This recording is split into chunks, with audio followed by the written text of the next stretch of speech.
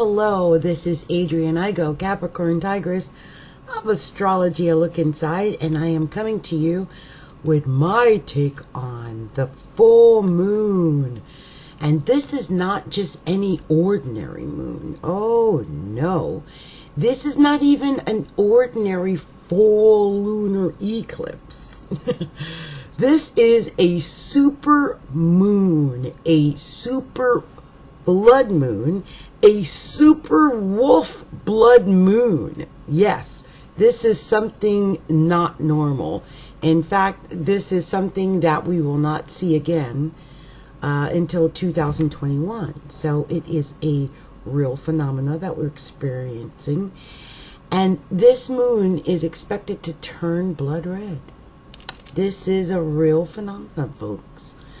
So buckle up your seat belts and, because we could be in for a really bumpy ride.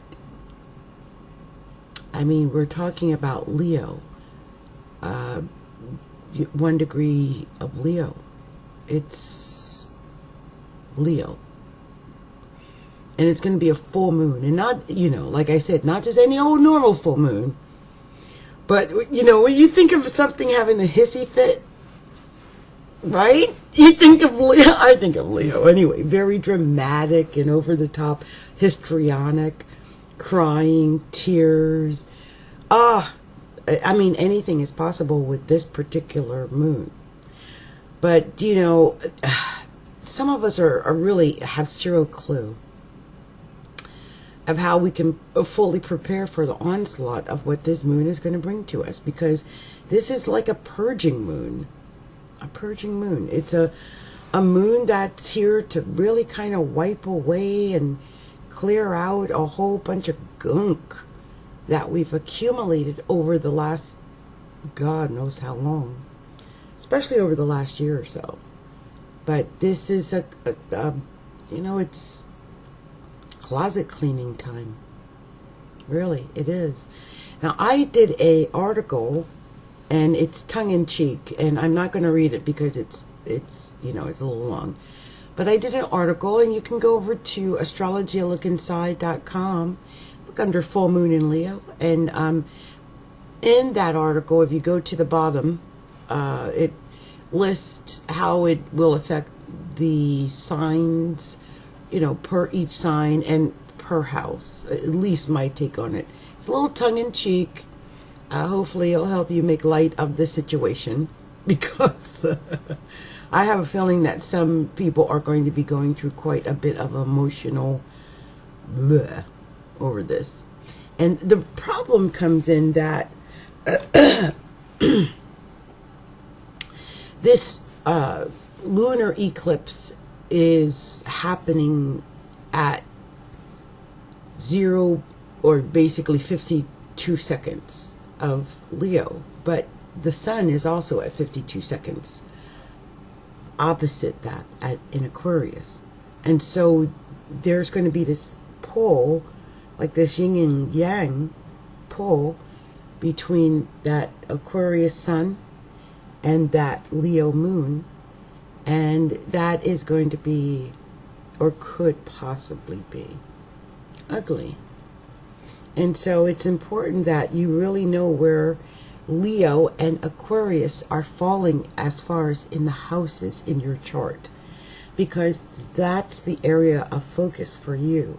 I already know what's going on with me. I'm not sure I can plan it, or if this man might have planned it down to the very day. But most likely my divorce will get in motion that day, or something to that effect will occur that day. And the reason I say that is because, well, it is helping us to get rid of our pains and things that have caused us a lot of anguish during 2018 and before. And so that was my big problem. And so I can see how that will happen for me. Now, I found some interesting information, by the way, that I wanted to share. And this was something I found from Dark Star Astrology, which I do like Dark Star a little bit. But this was interesting. It looks like they might have pulled this up, and I didn't get where they had referenced it from. But they were talking about basically the fact that this is all happening opposing Altair, which is at 2 degrees and 2 seconds of Aquarius. And I know that well because it's conjunct my Mercury. So here's the thing. Jupiter's imperial swooping eagle. This is what the sun on Altair at 2 degrees means. Because, it's moving kind of quickly. So we're going to be looking at between 1 and 2 degrees, right? So public honor, notoriety, favors from superiors, many friends, and some envious ones who cause trouble through writings, some ill health and losses, danger of bites from venomous animals, to be a bold and determined individual, to be reckless or a daredevil, have a high regard for independent and decisive action. Interesting.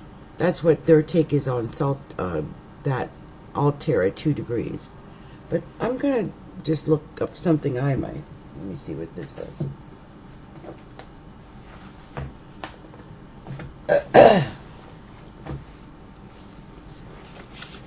2 degrees. Oh, let me see. Let me go over here.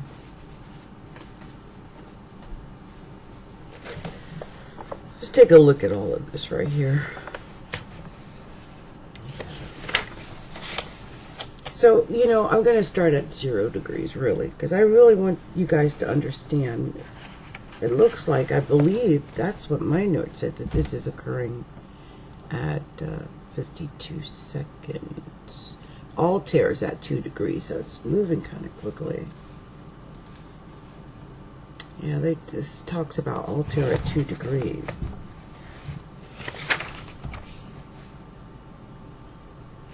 Yeah, but I thought it was at 52. Could have been 1. Hold on, let me just make sure I've got 0 degrees and 52 minutes of Aquarius. That's where the sun's going to be. And the moon's going to be at 0 degrees and 52 seconds of Leo. Now that is close to 2 degrees, and maybe that's why they're making a big deal of Altair. Because, 1 degree, it's going to be within a degree of that. But I'm going to actually kind of give you an idea of some of the influence vibes around these degrees. Just see if maybe it bears anything. But 0 degrees, because it's happening at 52 seconds, not quite a degree, is when it all really opposes each other exactly for the first, whatever. But this degree incorporates a Leo Cancer cusp, 0 degrees. So it really doesn't pick up the best in either of the signs, really. And the Leo ego manifests itself in arrogance. The Cancer portion manifests itself in dependence. And there's a lot more bluster than accomplishment. The qualities can be directed toward high goals. The native can feel secure and well-oriented, can rely on a certain intuition or intuitive way of knowing and feeling his way through difficult situations. Thus, providing he does not blind himself with empty phrases. There may be certain sense of blending into the character of what is happening. If he's able to quiet his fear and constant panic, a necessity to develop a quiet reason, that the native is capable of if he can maintain the necessary control. Sorry I took a moment on that. I have my North Node pretty much there at birth, and so it I wish it was in a better... It's actually at 29, like the last degrees of Cancer. Why it's in Cancer, but so close. I'm not kidding. It's like 29, 50 something Cancer. It's ridiculous. So I always look at 1 degree of Leo. But here is 1 degree of Leo, which is different than 0 degrees of Leo. What I just read was 0 degrees. And this occurred at 0.52 seconds, which is technically 0 degrees. And so I'm very particular that way. I wanted to look at the actual 0 degree meaning. And that's what that stood for. There could be some panic. You know, there's a constant panic. That's one of the things I picked up in that. And there's fear. And I have that. I mean, if I guess if I use myself once again as an analogy, since this is happening right in the open where everyone can see. I was born basically with that, you know, this. And I guess, yeah, I guess that is pretty much me. I'm not, I think I do have more ambition than bluster though, but I understand what they mean by that. I'm very good at pumping things up. And yeah. I have been led astray before, and so yeah, I can understand what it says. So 1 degree, let's read 1 degree. Much insecurity is covered up by bluff. Again, that bluff again. Assuming an air of dignity. Air of dignity. It requires a very brave front to cover up real inadequacy. Very real qualities may develop behind this barrier. Oh, if the person doesn't succumb to outside influences. So, flattery and soft so are most welcome and may lead him right down the primrose path to his own destruction. You know, wow, I relate to the 1 degree as well because, you know, they're within, you know, a degree of that. And I felt that I've been led down the primrose path to like my destruction. Oh, my husband, this occurs in my 7th house. Yes, this is occurring between my 1st and 7th house axis. So I'm not sure where this is occurring in your charts, but this, yes. Let's see here.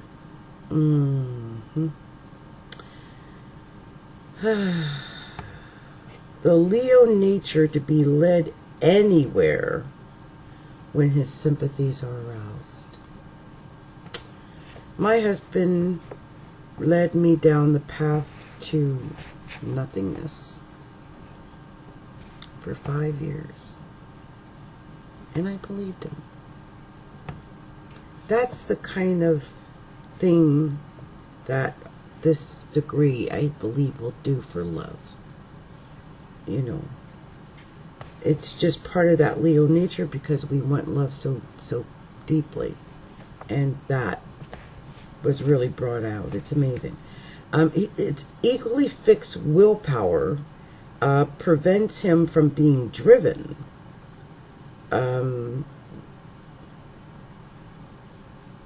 He displays a driving force and may appear as a tyrant, dealing out orders in a pompous and dictatorial way. So I need to make sure I don't do that as a boss or as a person, actually. And I have caught myself doing that. You know, I get kind of dictatorial and tyrannical when I get upset or, you know, I'm busy. And, you know, when you run 3, 4, 5 businesses or websites or whatever you're doing, you can find yourself getting kind of like that. I've done that. This is interesting. You may never suspect the soft nature inside, which is very vulnerable to kindness. Just as he suspected when he holds everyone off at arm's length, the kindness may be his undoing. And that's true. I have, it's hard for me to trust now. You know, there's several who want me to take them into their, you know, into my confidence. And And to a certain extent I do, but that type of true trust that I thought I had with my soon-to-be ex, I may never want to go to that ever again. Scary, isn't it? He is at the mercy of those who favor him. If his kingly manner is fed the proper nourishment, and he is not sidetracked by people wishing to use him for their own private ends, he'll go far. He may, before he is defeated, strike out with ferocious violence and hostility and once more assume his position of dignity. However, he may also collapse into a weak and defenseless being, humiliated by his show of weakness. This native may be closely interwoven with his country. I could tell you as an individual that I had to be hypnotized. Literally. I'm hypnotized right now. Oh yeah. I'm hypnotized. And thank goodness for that. Because some people are cruel. They have no hearts, no souls, no nothing. And I do believe that I was used purposely. Anyway, I'm grateful to be free. And by the way, that is what this full moon really stands for. Freedom. Freedom. I'm going to go into that in a minute. Freedom, that's what this is all about. Anyway, they made a big deal about 2 degrees, so let's go ahead and see what this is saying. They said there's potential with the degree. Native closely tied to those around him, for better or for worse. Weakness on the inside, hard shell on the outside, nearly as great as the other degree. Some inner weakness and outer defensiveness. But not as bad as the one we just read. So that's what they're saying. There's going to be more potential for a 2nd degree if the person is in the right environment.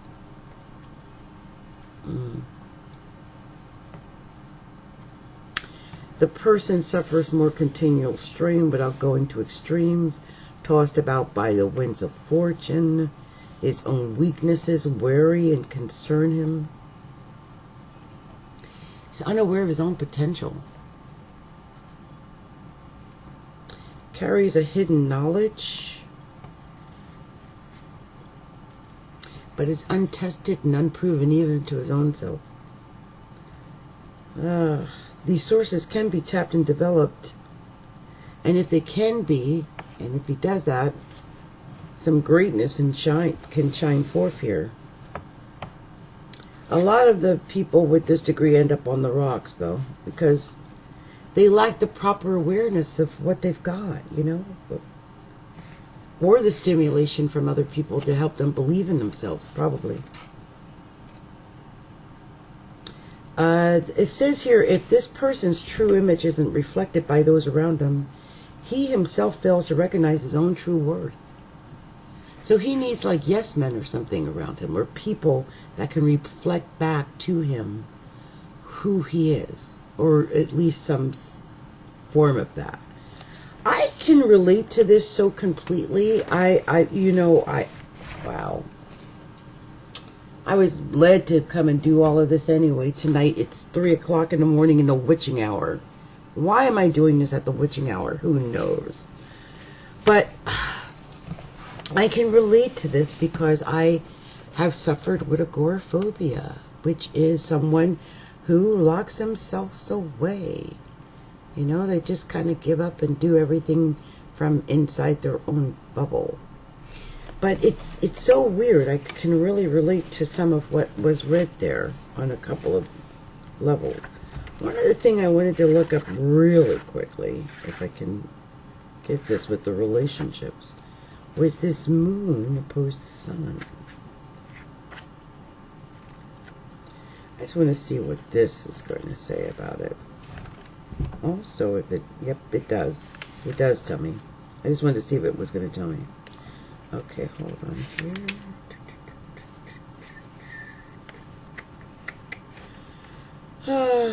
So this is going to be dealing with relationships in general. Just because it's the sun and the moon opposed to each other. Inner and outer selves. Says you might have been ignoring your personal or your inner, like, emotional life. I don't know if that's the case for any of you. But it says, like, if there's been a problem in some relationships, the 21st might be a day that all kind of comes out. Like, if you've been kind of stuffing or hiding, if there's been an issue in a relationship, it could come out that day. Especially around your spouse and family. Careful. You might also act in ways that might be hard to understand. And you might not be able to explain it later either. Like, why did I do that? Why did I act that way? You might have to take a really good hard look at yourself and your motivations to really get the answer to what, you know, whatever it is that causes you to behave the way you do. Especially that day. Now this I wanted to see was the moon in the 7th house, which of course the moon in the 7th house is relationships, right? Relationships and conflicts within relationships, especially with women. They're more emotional that day. Be aware what you're doing and what you're saying to other people. You'll be able to learn a lot about yourself if you do that. Just be aware of what you're doing. I think it's going to help a lot for you to kind of see what's going on. Here they've got the moon opposite the sun. You feel pulled in many directions at once. And I had a feeling, because it's like that seesaw thing. It's directly pulling at both polar axis. It naturally creates disharmony inside of yourself. So it's internal disharmony. Inner disharmony. Yeah. It causes difficulties in relationships. There may be problems with the opposite sex. A relationship may go on the rocks that day, I have a feeling, if you're not careful. Anyway, I wanted to see if that was, and it did, that it would affect the relationships in particular. And it does look like that's what it's going to do. That's where the focus is. Now, I thought it was interesting, some of the stuff that Dark Star was talking about. They always have interesting commentary and stuff to read. But they were talking about Altair, that it's found in the heart of Aquila the eagle. And Robeson says of Aquila, the constellation, no astrological influence was suggested for this constellation by the ancients, but it seems to have been associated with the ideas of passion, love, and friendship. It has also been said to give a love of swimming and to be connected with certain sex irregularities. Catamite pedophilia associations involving young boys and older men.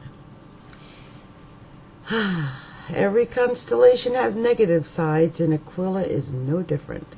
So regarding the positive sides, Robeson says, it's said to give great imagination, strong passions, indomitable will, a dominating character, influence over others, clairvoyance, a keen penetrating mind, and ability for chemical research. The main star in Aquila is Altair.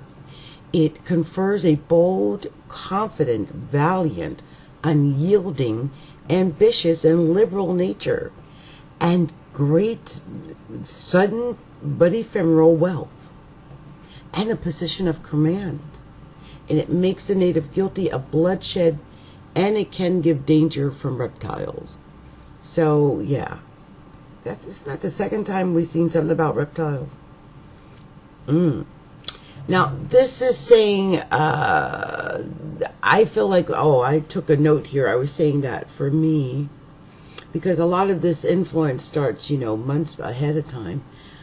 I just feel like I'm dealing with the loss of my baby, a loss of my husband, the loss of my youth. It's a horrible crush. It's all happening at one time, and so it's been very difficult. One of the places I looked at, they were talking about how the moon sextile series, because the moon is going to be sextile series and the sun is going to be sextile series. It's sort of like, in the in between spot. So one of the places I looked at was saying that the moon sextile series gives the ability to bounce back from tragedy, which is why I was thinking about, my soon-to-be ex and the loss of everything. It was because it was a horrible tragedy. Loss of everything I believed to be true and would be a part of my life is no longer there. It's gone. And so the Sun Sextile series, it does indicate possible loss from separation, but it also indicates that there's healing and a potential for growth that's evident there, and that things are going to get better, and that they're constantly getting better. And that's the beauty of having all this happen with the sextiles from Ceres, to the sun and to the moon. It's going to be very helpful. Now, this lunar eclipse is square Uranus, of all things, and that really does indicate like rebellion and freedom issues, and really a lack of commitment. I mean, I'm hoping that if you're in a relationship, that your relationship is tight, because some people lose that commitment during this phase. Altair is at 2 degrees of Aquarius and is opposing the eclipse. The quote is for this Altair is that I want to make sure I move this over so I can see all of it here. Yeah, here we go.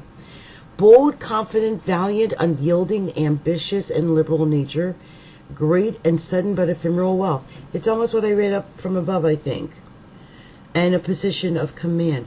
Altair conjunct Sun gives public honor, notoriety, favors from superiors, many friends, and some envious ones who cause troubles through writings, some ill health and losses, and danger of bites from venomous animals again.